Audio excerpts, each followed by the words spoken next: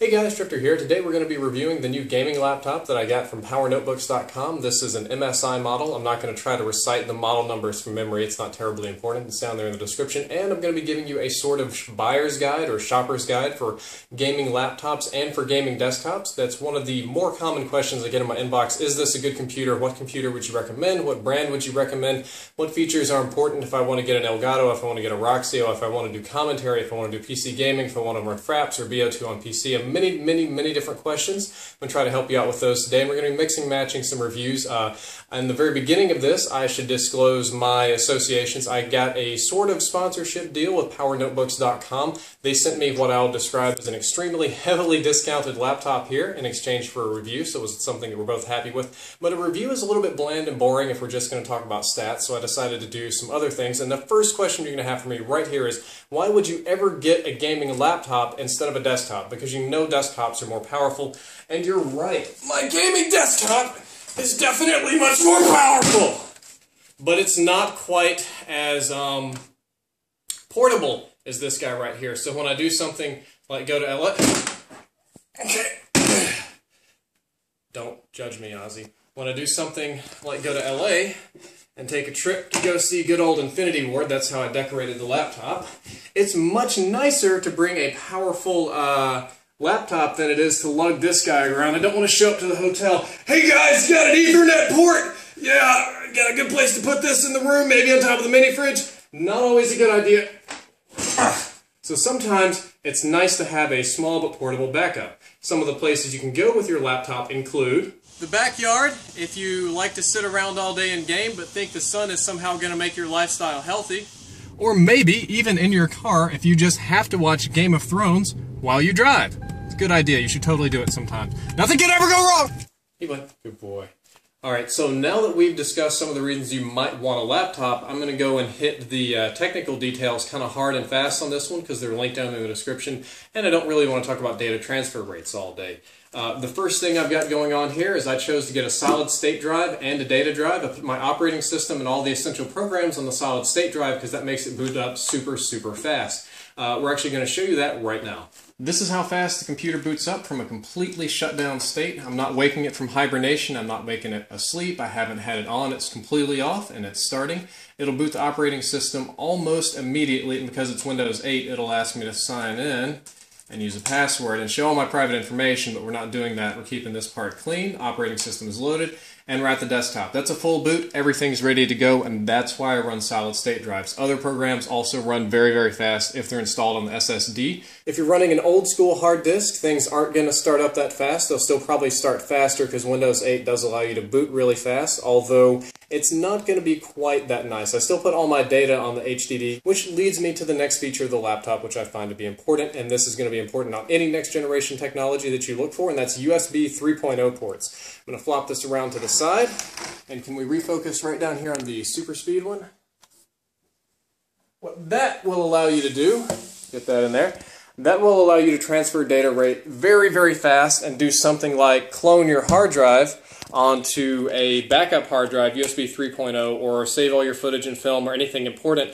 The next important thing about having a USB 3.0 plug is that all of the next generation technology and consoles are running USB 3.0 because it's faster and better than 2.0. All your next generation flash drives, hard drives, everything, they're all going to be USB 3.0, so if you get a USB 2.0 machine, you're going to be way back behind in the Stone Ages. The next thing you want to look for in laptops is you want to look for a true 1080p screen, which this one has. That's 1920 x 1080. You don't want to go with that 1368 by 7 whatever, that's a garbage screen. Don't go 720p, go true 1080p, because then the monitor, the resolution that I have here, is the exact same resolution that I have here on my TV at home, though scaled differently, and everything will work nice when you plug and play. That's something we're going to be showing off in a minute. As for the rest of the internal components, I'm going to gloss over the ones in here and give you some general recommendations. When it comes to processors, I'm a big fan of Intel. I always believe that Intel is worth the extra money. I know AMD is cheaper, or it's cheaper per core, per gigahertz, per price. There's a reason it's cheaper. AMD's, ever since I believe like 2001 or 2003, when the core model started taking over, they started running hotter and they just lagged behind Intel. That's why they're cheaper. I'm a big Intel fan. There's nothing wrong with AMD, but it's second and second cheapest for a reason, or second most expensive for a reason. If you leave Intel and you leave AMD and you go for like some weird third-party thing, you're off in no man's land. You're helpless out there. When it comes to RAM, I usually buy the cheaper RAM. I'm not brand specific with RAM. I buy cheap RAM and I buy a lot of it. So when I'm doing something like playing League of Legends and running Fraps and running Skype at the same time, it all cooperates and runs nicely. The last thing that I would like to recommend, especially on a laptop, is you always want to get an external graphics card. Now when I say external, clearly it's not external to the device here, but it's a lot of laptops, especially the Intel ones, it'll say Intel Integrated Graphics 1 GB. It's a sort of built-in graphics card, and Intel will use 1 GB of your RAM to run the graphics very, very poorly. If you pay the extra $150 and you get a proper graphics card put somewhere into your machine, your games will run so much better. So that's always recommended, and I'm a big nVIDIA fan in this particular area. The next section of this review is going to focus on the features of a laptop, or the things beyond the raw technical power, whereas a desktop is all about raw power, most processing, most memory, most all these other sort of things. A laptop is different because on a desktop you can change your keyboard, you can change your monitors, you can change your mouse, you can change everything. The laptop, I am stuck with this touchpad. I can get a mouse, yeah, I'm going to show that in a minute, but I'm stuck with this keyboard. I don't want to plug a keyboard into a mouse. I'm stuck with where these ports are. These port positions are very, very important. And for me, as a hardcore gamer, as a sort of technophile, the thing that I really like is this has what's called a matrix mode, where I can hook up lots of multiple screens to it. So what you're going to see is I'm going to hook it up to my TV, and then I thought for the third monitor, I could use this thing, if I can open it here, and hook it up to my games, portable. Oh, are we going to cooperate today, games? Come on now. I'm trying to do a review, and you're trying to mess with me right now? Yeah, I can hook it up to my portable TV games unit. But that's not fun. That's not extreme enough for this review. I have a slightly better idea. For this review, we're going to have a little bit more fun and actually use the technologies at our disposal. This laptop thankfully has one HDMI out port, so I can hook up one device via HDMI, and another one, so another VGA port anyway, so I can hook up one device via VGA. And what that looks like is like this. This was kind of a dream of mine for quite a long time with my older laptop because I only had one port and I always wanted 3 monitors. Maybe not quite this size. I don't think my wife would let me take over the living room. Also note the old computer is now the stand. But what you can do is I can hook one up with VGA, and if Lord Master Ozzy wants to see himself in slightly higher definition, you can just drag the video over here. Or if that doesn't float his boat, maybe I can drag it all the way across to the other side and put it on the big screen for everybody to see. It's very useful when you're editing. Usually when I'm doing Sony Vegas, I'll have one window open over on this screen with something. On my proper laptop, I'll be editing something, and then I'll have my notes over on the side. Now this is over on the desktop that I have completely rigged out differently, but the good thing is, now I can do this with my laptop if I want to, and of course, if I have the monitors. When it comes to laptops, cooling is also extremely important. My old laptop would get very, very hot and the fans would kick on full blast all the time and it would still get hot. So when you're researching your laptops, what you want to do is get one that cools very well. And that's one of the main reasons I chose this model over ones that might have better specs. If you look carefully, you'll see there's a button right here. You see movies, fan, lights, airplane, some other stuff. The fan button is the most important one because if you can see the screen, I don't know how well it picks up on the camera. We're rendering a video in Sony Vegas. This is how I make my videos. It's very processor intensive, and if I leave it alone, the computer is going to get super hot and go crazy. But because I'm smarter than the machine, I can preempt it and hit the fan button. Let's get that, and we're going to go boop. And it takes just a second to boot up. There we go. Yeah, it's kicking up. You can definitely hear it kicking up. And the fan button automatically puts my computer on maximum cooling. That way I don't have to sit here and wait for the computer to realize, oh, it's 200 degrees in there, I better start turning the fans on. I can do it ahead of time and keep my machine cool and running faster and better and rendering videos. I do the same thing when I'm gaming and I'm worried about it. It's a nice little feature to have, and it's also very beneficial if you're doing commentary, because on my other PC I didn't have control of this. So if I wanted to do commentary and keep it quiet, I would just hit the button. The fans are going to turn down, but that's also a common problem that people have with commentary, is they'll be doing their commentary and it sounds like they're sitting underneath a hurricane. Very, very annoying. Very nice feature to have. We have a little airplane mode button. I use this just a smidgen. Basically, you hit that and it turns off all your connections. And we now have no internet, no Bluetooth, no nothing, and you can turn it back off. Little things like that make a big difference. Last but not least, when you're buying a laptop, you want to make sure that your ports are in the right place.